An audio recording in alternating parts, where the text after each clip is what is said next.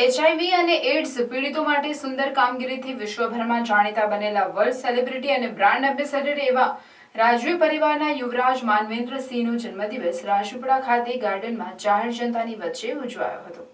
રાષ્ટ્રીય સંસ્થા ઇન્ટેકના નેજા હેઠળ યોજાયેલ કાર્યક્રમમાં યુવરાજે કેક કાપી પોતાનો જન્મદિવસ જાહેર જનતાની વચ્ચે ઉજવ્યો હતો।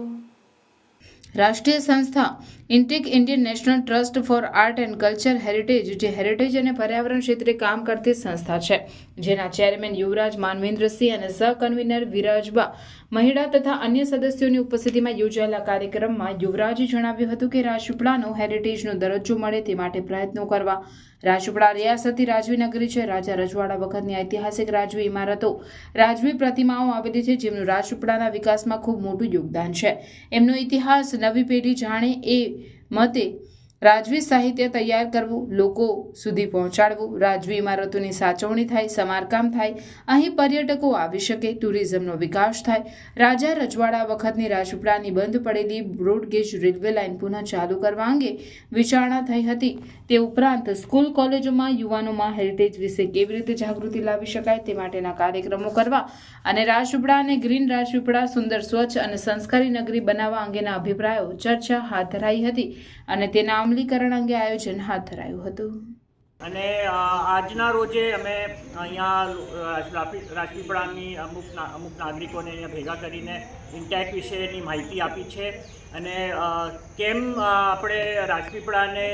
એક હેરિટેજ સ્થાન મળવું જોઈએ એના ઉપર ચર્ચા થઈ છે। એક ટુરિસ્ટ સ્પોટ થાય, અહીંના હેરિટેજ બધા બહુ બિલ્ડિંગો છે, ઇમારતો છે, એ બિલ્ડિંગોની સાચવણી થાય, રિસ્ટોર થાય અને અહીંયા પર્યટકો અમે લાવી શકીએ, જેથી કરીને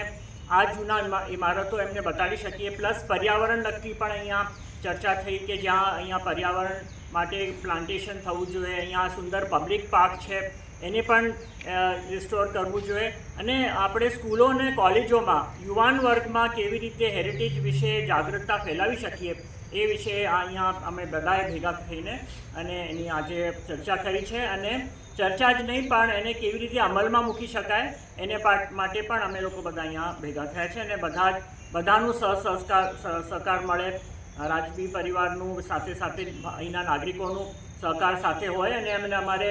સરકારમાં જ્યાં રજૂઆત કરવી હોય, નગરપાલિકામાં જ્યાં કરવી હોય, જિલ્લા પંચાયતમાં જ્યાં રજૂઆત કરવી હોય ત્યાં કરીને અને આ જગ્યાને હવે અમને ફરીથી સુંદર એક સંસ્કારી નગરી જે છે એને આપણે ફરીથી એવી બનાવે છે।